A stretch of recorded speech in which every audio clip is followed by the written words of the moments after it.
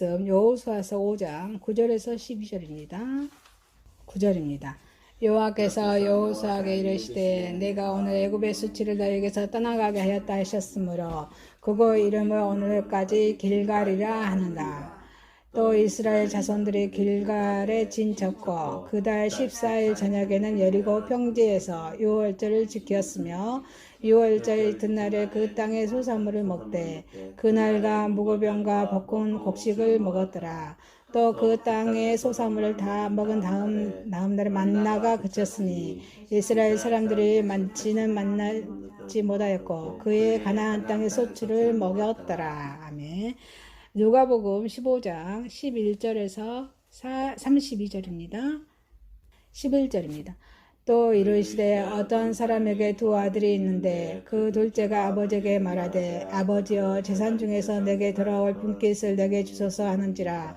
아버지가 그 살림을 각각 나눠 주었더니 그 며칠이 안 되어 둘째 아들이 재물을 다 모아가지고 먼 나라에 가 거기서 허랑방탕하여 그 재산을 낭비하더니 다 없앤 후 그 나라에 크게 흉년이 들어 그가 비로소 궁핍한지라. 가서 그 나라 백성 중 한 사람에게 붙여 사니 그가 그를 들러 보내어 돼지를 치게 하였는데 그가 돼지 먹는 지엄 열매로 배를 채우고자 하되 주는 자가 없는지라. 이에 스스로를 돌이켜 이르되 내 아버지에게는 양식이 풍족한 품꾼이 얼마나 많은가. 나는 여기서 주려 죽는구나. 내가 일어나 아버지께 가서 이르기를 아버지 내가 하늘과 아버지께 예를 지었사오니 지금부터는 아버지의 아들이라 일컬음을 감당하지 못하겠나이다. 나를 품꾼의 하나로 보소서 하리라 하고 이에 일어나서 아버지께로 돌아가니라. 아직도 거리가 먼데 아버지가 그를 보고 측은히 열겨 달려가 목을 안고 입을 맞추니 아들이 이르되 아버지 내가 하늘과 아버지께 죄를 지었사오니 지금부터는 아버지의 아들이라 일컬음을 감당하지 못하겠나이다 하나. 아버지는 종들에게 이르되 제일 좋은 옷을 내어다가 입히고 손을 가락지에 끼우고 발에 신을 신기라. 그리고 살찐 송아지를 끌어다가 잡으라. 우리가 먹고 즐기자. 이 내 아들은 죽었다가 다시 살아났으며 내가 잃었다가 다시 얻어노다 하니 그들이 즐거워하더라. 맏아들은 밭에 있다가 돌아와 집에 가까이 왔을 때 풍악과 춤추는 소리를 듣고 한 종을 불러 이 모든 무슨 일인가 물은데 대답하되 당신의 동생이 돌아왔으니 당신의 아버지가 건강한 그를 다시 받아들이게 됨으로 인하여 살찐 송아지를 잡았나이다 하니 그가 노하여 들어가고자 하지 아니하거든 아버지가 나와서 고난데 대답하여 내가 이래 아버지를 섬겨 명어기며 없거늘 내게는 염소 새끼라도 주어 나와 내 벗으로 즐기게 하신 일이 없더니 아버지의 살림을 장녀들과 함께 삼켜버린 이 아들이 돌아오매 이를 위하여 살찐 송아지를 잡으셨나이다. 아버지가 이르되 왜 너는 항상 나와 함께 있으니 내 것이 다 네 것이로되 네 동생은 죽었다가 살아났으며 내가 잃었다가 얻었기로 우리가 즐거워하고 기뻐하는 것이 마땅하다 하니라. 아멘. 고린도후서 16장 16절에서 21절입니다. 고린도후서 5장 16절에서 21절입니다. 16절입니다. 그러므로 우리가 이제부터는 어떤 사람도 육신을 따라 알지 아니하노라. 비록 우리가 그리스도로 육신을 따라 알았으니 이제부터는 그와 같이 알지 아니하노라. 그런즉 누구든지 그리스도 안에 있으면 새로운 피조물이라. 이전 것은 지나갔으니 보라 새 것이 되었도다. 모든 것이 하나님께로부터 났으며 그가 그리스도로 말미암아 우리를 자기와 화목하게 하시고 또 우리에게 화목하게 하는 직분을 주셨으니 곧 하나님께서 그리스도 안에 계시사 세상에 자기와 화목하게 하시며 그들의 죄를 그들에게 돌리지 아니하시고 화목하게 하는 말씀 우리에게 부탁하셨느니라. 그러므로 우리가 그리스도를 대신하여 사신이 되어 하나님이 우리를 통하여 그를 권면하신 것 같이 그리스도를 대신하여 간청하오니 너희는 하나님과 화목하라. 하나님이 죄를 알지도 못하신 이를 우리를 대신하여 죄로 삼으신 것은 우리로 하여금 그 안에서 하나님의 의가 되게 하려 하심이라. 아멘. 본문 말씀 여호수아서 5장 9절에서 12절, 누가복음 15장 11절에 32절, 고린도후서 5장 16절에 21절 말씀으로 화목해 하신 하나님, 화목해 하신 하나님이라는 제목으로 오늘 받고자 하겠습니다. 첫째, 화목해 하신 하나님께서 이루신 언약입니다. 화목해 하신 하나님께서 이루신 언약입니다. 언약은 말씀이죠. 말씀은 1189장 구약과 신약으로 이루어졌죠. 하나님께서는 롯과 아브라함이 갈라설 때 아브라함의 후손들에게 가나안 땅을 주시라고 창세기 13장 4절에서 6절에 말씀하고 계십니다. 그러나 그들이 애굽의 노예가 되어서 손과 얼굴에 진흙을 묻혀가면서 고되게 벽돌을 굽고 있었을 때 하나님께서는 그 과거의 약속을 잊으신 것이 아닌가 하고 그 백성들은 의심하였습니다. 그래서 그들은 우상을 숭배하였고 또 애굽에서 광야를 이끌어낸 모세를 또 원망하기로 하였습니다. 그러나 하나님께서는 하나님에게 있어서는 그 약속은 결코 잊혀진 것이 아니었습니다. 바로 이 본문에서 이스라엘 백성들이 그 땅의 소산을 먹었다는 사실을 통하여 하나님의 언약이 얼마나 충실히 이행되었는지를 우리는 알 수가 있습니다. 이 놀라운 하나님의 섭리를 통해서 하나님께서 친히 택하신 백성들과의 그 언약을 어떻게 이루시고자 하는지 한번 우리 보겠습니다. 화목해 하신 하나님께서 이루신 언약입니다. 가나안에서 지킨 첫 유월절입니다. 이스라엘 백성들이 여리고 평지에서 유월절을 지킨 것은 새로운 구원의 측면을 보여줍니다. 또 다시 말하면 이스라엘 백성들이 애굽에서 탈출한 것도 구원이지만 광야의 고난과 광야는 세상에서 삶 말하죠. 광야에서 고난과 역경을 다 지난 후에 가나안 땅에 들어온 것은 구원의 안성된 모습인 것입니다. 그래서 6월절을 지닌 시간은 그 정월의 14일입니다. 출애굽기 12장 6절에 14일, 정월 14일로 나옵니다. 그래서 이미 지시하신 그런 시간이었습니다. 본문의 여호수아와 이스라엘 백성들은 하나님의 명령에 어떻습니까? 순종합니다. 그와 같은 순종하는 일이 자신에게는 어떤 유익이 오는지 당장 알 수가 없을지라도 순종하고 하나님의 지시를 어기지 않았습니다.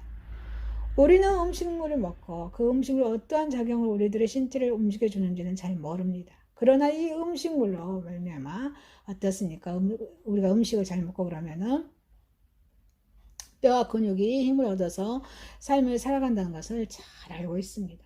일처럼 하나님께서 명령하신 그 내용을 신학적으로나 영적인 깊이까지 비록 알기는 어려울지라도 우리들은 조용하고 경건한 순간에 하나님의 능력을 힘입고 있으며 또 하나님의 오래 참으심을 통해서 인내를 체득하고 또 그분의 정결하고 거룩한 모습에 우리의 더럽고 추한 모습을 발견하면서 초월적인 지혜를 통해서 우리의 무지함을 깨우쳐야 합니다. 그런데 이스라엘 백성들이 유월절을 지키기 전에 행한 것이 있습니다. 할례를 행하여서 정결하게 몸을 가꾼 다음에 유월절의 의식에 참여했습니다. 할례를 받지 못하였던 사람들은 유월절 행사에 참여할 수 없었던 것입니다. 이처럼 제 가운데 사는 사람들은 그 몸을 그대로 가지고 세상의 생명을 구원하기 위해서 내어주신 받으신 우리 그리스도의 살과 피를 먹고 마실 수는 없습니다. 주님의 살과 피를 먹기 위해서는 육체의 몸을 벗어버려야만 되는 것입니다. 아멘이십니까? 네. 모든 수치를 벗어버리고 길갈에 있어야만 합니다. 기도에 열중하지 않고 하나님의 말씀에 흥미를 느끼지 못하고 교회의 의식들이 무료하고 또 재미있게 느껴진다면 아직도 육체의 욕망을 벗어버리지 못하고 죄 가운데 있음을 나타내는 것입니다. 자신을 좌우에 날쌘 하나님의 말씀의 검으로 쳐 복종시키시기 바랍니다. 애굽의 그런 수치를 보변하고 거짓과 제약의 그런 누룩에서 자신을 정결하고 깨끗하게 정리하여서 자신만의 길가를 소유하시기 바랍니다. 화목케 하신 하나님께서 이루시는 언약입니다. 가나안 땅에 소산을 준비해 주셨습니다. 천국이죠, 가나안은. 이스라엘 백성들은 유월절 사건과 출애굽 이후에 광야에서 생활하면서 유월절 잠시 중단하였습니다. 왜냐하면 무교병의 절기를 지켜야 했는데 먹을 것이 만나밖에 없었기 때문에 규례대로 절기를 지킬 수가 없었기 때문입니다. 그러나 하나님께서는 그들이 유월절을 지키기에 풍부한 곡식들을 준비해 주셨습니다. 여리고 성 안으로 피난한 시골 백성들이 자기들의 곡관과 들판에 곡식을 놓아둔 채로 도망갔기 때문에 생긴 그런 소득이었습니다. 이처럼 하나님께서는 당신의 백성들의 앞날을 미리 하십니다. 준비시키십니다.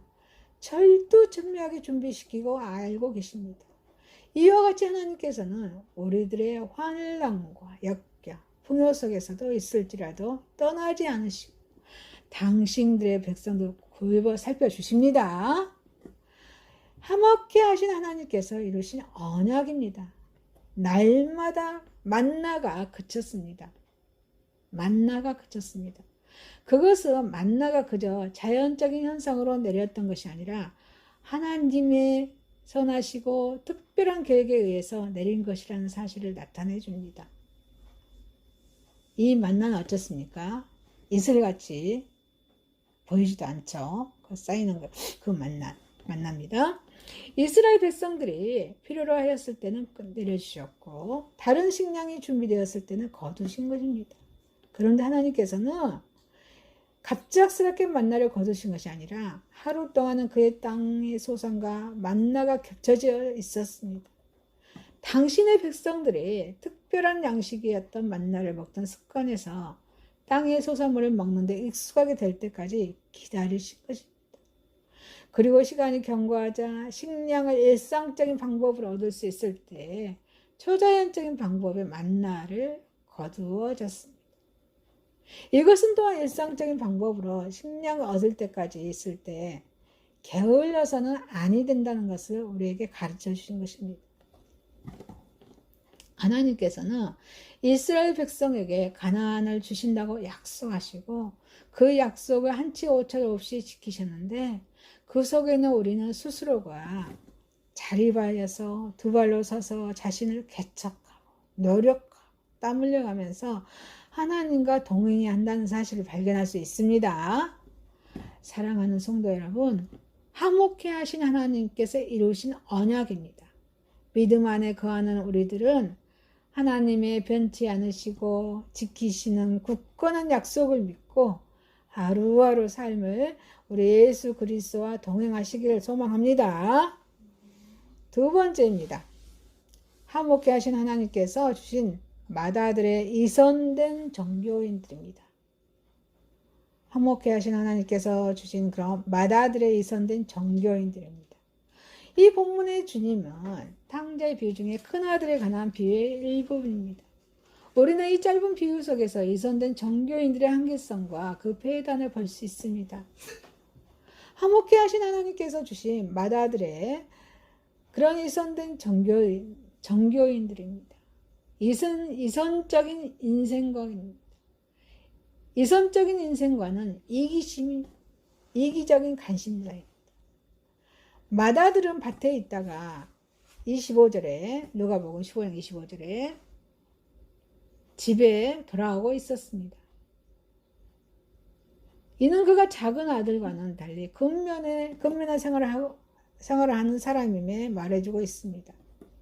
그것은 다음과 같은 사실을 우리에게 말해줍니다. 그 맏아들의 관심사는 오직 밭과 그 소산물에만 관심이 있었다는 것입니다. 집을 떠난 동생의 그런 형편에 대한 염려, 부친의 그런 애달픈 슬픔, 걱정에 대한 무관심했습니다. 동생이 떠난 후에 29절에 여러 해 떠난 후에 그 여러 해 동안 어김없이 밭과 그런 집만 오갔던 그런 맏아들의 그런 행동이었습니다.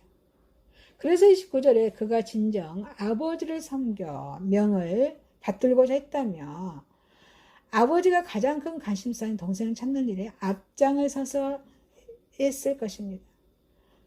왜냐하면 집에는 17절 풍족한 품꾼들이 많았기 때문입니다. 이와 같이 이선자들은 남들 보기에는 성실하고 열심히 생활하지만 그 마음 깊은 곳에는 이웃에 대한 긍휼과 자비가 없습니다. 그래서 누가복음 6장 10절에 6절에 10절 39절 41절 말씀하십니다. 오직 자신의 자랑과 타인의 결점을 찾아내는 일에만 관심이 있기 때문입니다.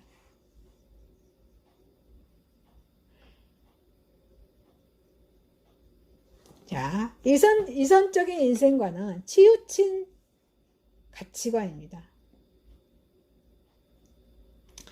그는 또 집에 가까웠을 때 풍류와 춤추는 소리를 25절에서 듣습니다. 그래서 멈춰서 봅니다. 그래서 26절에 그 아버지의 웃음소리를 들었을 때인데 기쁜 마음으로 집에 발을 들여놓지 않고 불쾌한 듯 종을 불러냅니다. 그래서 이 종이 물어봅니다. 이 무슨 일인가? 퉁명스럽게 물었던 것입니다. 그는 아마도 나는 땀을 흘리고 일하는데 이 무슨 가당치 않은 짓들인가? 잔치의 원인에 대해서 그 잔치 자체를 불쾌히 여겼는지를 모릅니다. 바쁜 논봉기에 풍요를 즐기는 사람들을 속으로 비난했을 것입니다.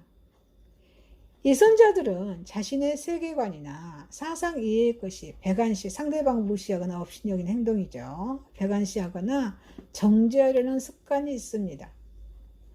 세례요한의 금욕적인 생활을 누가복음 7장 33절에 귀신이 들렸다 이렇게 조롱하고 또 주님의 대중적인 생활에서 누가복음 7장 34절에 세속주의자라는 비난을 하였던 것입니다. 이처럼 그들의 독성과 폐쇄, 배타주의, 남을 배척하고 자기만의 이익을 쫓는 것이 사상이죠. 배타주의. 이런 배타주의로 이르는 이유는 생명 없는 의식주의, 신앙적 가치관에서 기인된 것입니다. 우리는 성령과 늘 인격적인 교제를 하면서 우리의 심령이 의식주의적인 이선에 빠지는 것을 방지해야 합니다. 화목케 하신 하나님께서 주신 맏아들에 이선된 그런 정교인들입니다. 사랑이 상실되었습니다. 그는 잔치의 내용을 묻되 한 종을 불러서 26절에 물어보았습니다. 그는 먼저 아버지를 찾는 것이 아니었습니다. 그도 어린 시절에는 범사의 아버지의 이름부터 먼저 불렀을 것입니다. 여기서 그 이름을 의뢰하고 그 이름을 인정하며 그 이름으로 교훈과 지도를 받는 것을 기쁘게 여겼을 것입니다. 그러나 지금 어떻습니까? 지금은 그 순수했던 사랑을 상실해버렸습니다. 그는 동생처럼 순수하게 아버지의 주권을 인정하지 못했던 것입니다. 17절에 19절 말씀해주고 있습니다. 그에게 있어서 부친은 사랑의 대상이 아니라 물질적인 이해와 대상으로 무조건적인 관계가 아닌 조건적이었습니다. 상대적인 재산 상속의 관계라고 여겼는지도 모릅니다. 이와 같이 이선자들은 그 지독하고 교만한 분리주의로 인해서 하나님과 본질적인 관계마저도 상실해 가고 있는 것입니다.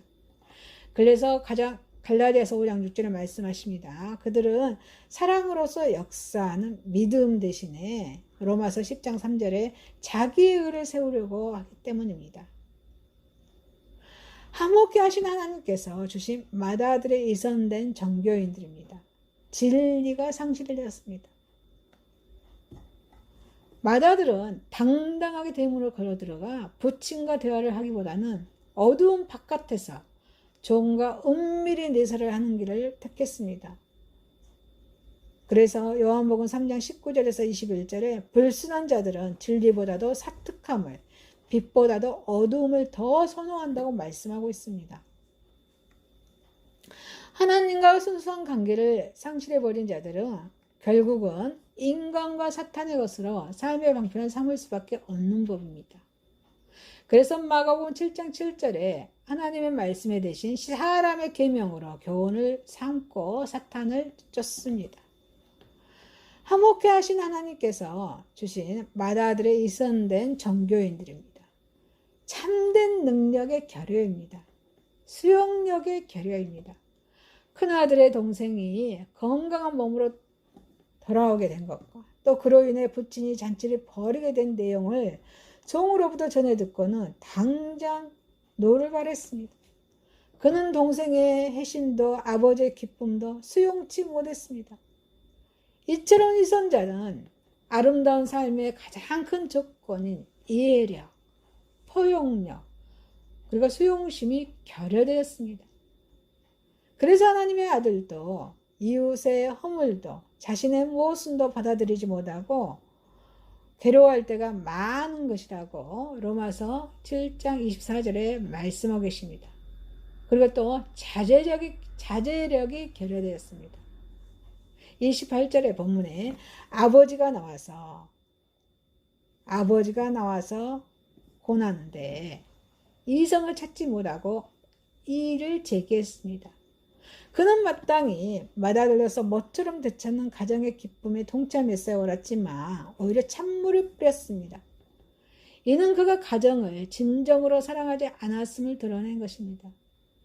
그래서 루가복음 6장 34절 49절에 이와 같이 이 선은 때가 되면 필연적으로 드러나기 마련입니다. 사랑하는 성도 여러분, 화목케 하신 하나님께서 주신 맏아들의 이선된 정교인들입니다. 하나님 앞에서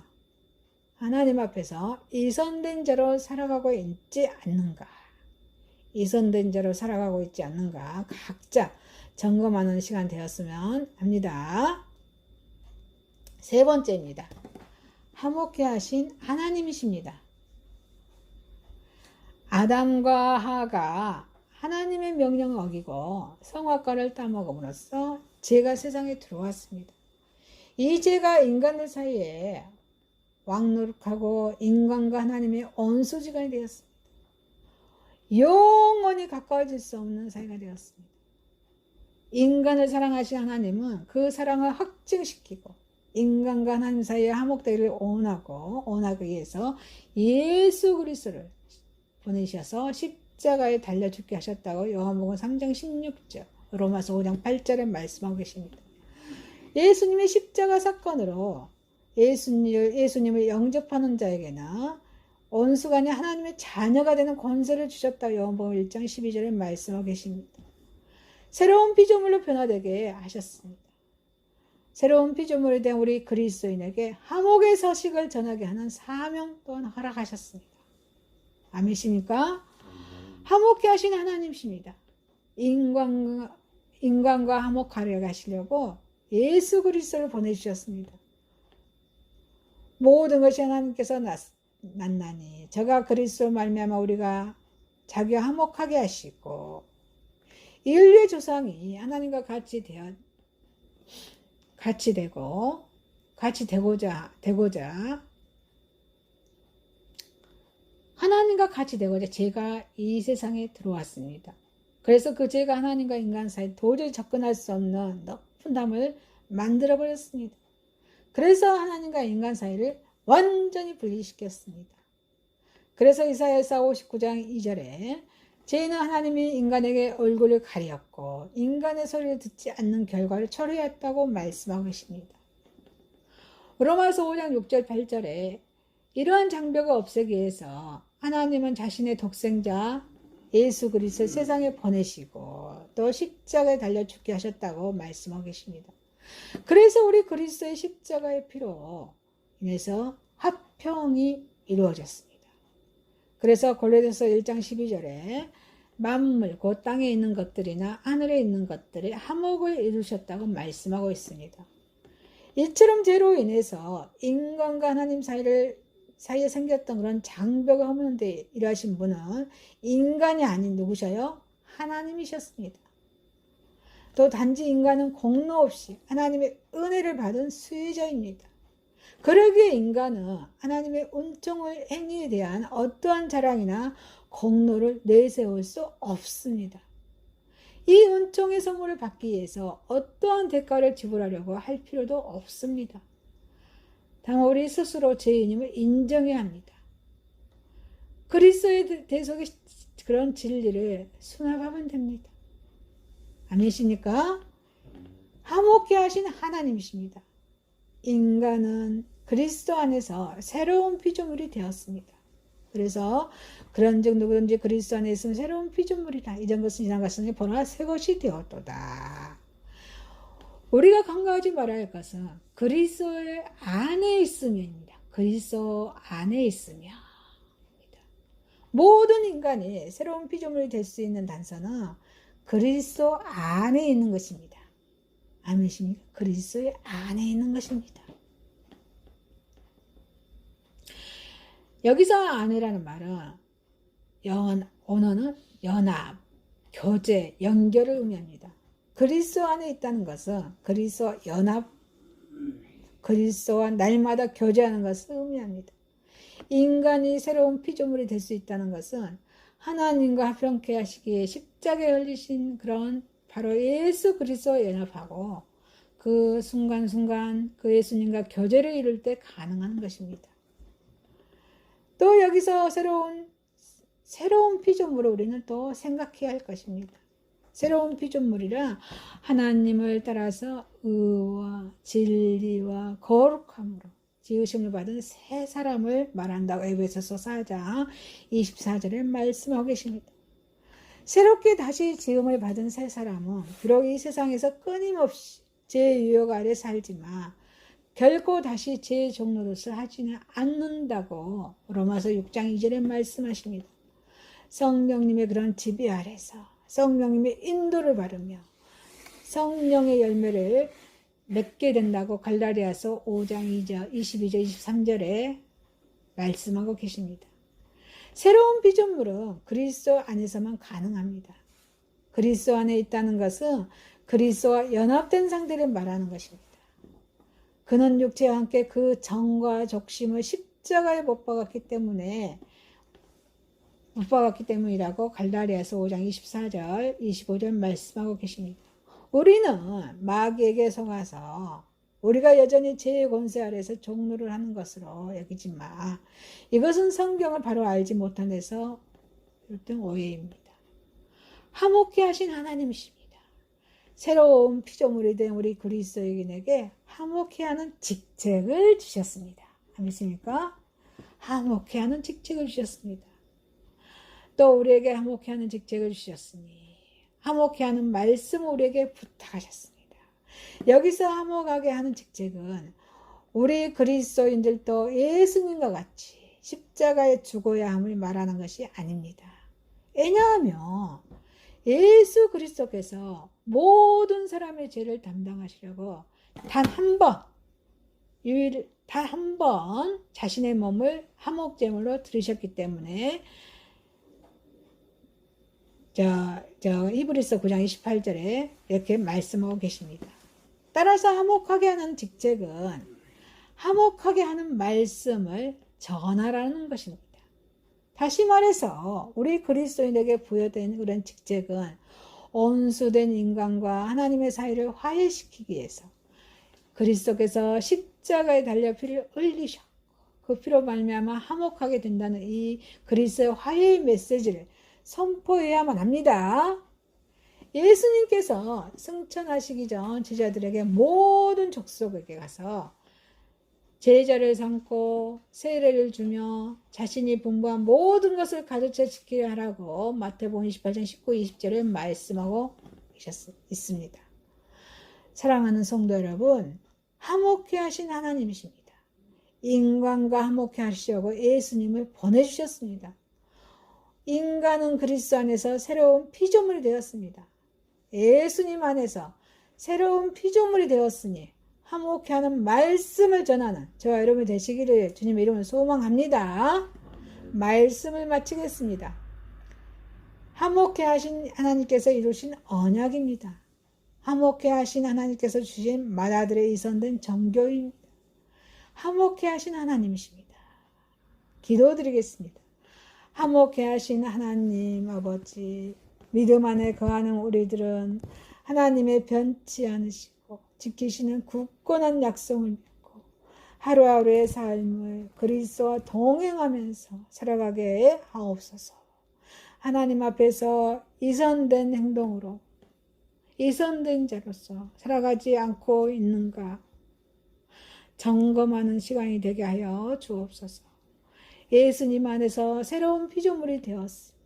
화목케 하는 말씀, 우리의 가정과 직장과 이웃에게 말보다는 행동으로 주님의 사랑으로 섬기가 없어서 예수님의 이름으로 기도드려옵나이다. 아멘.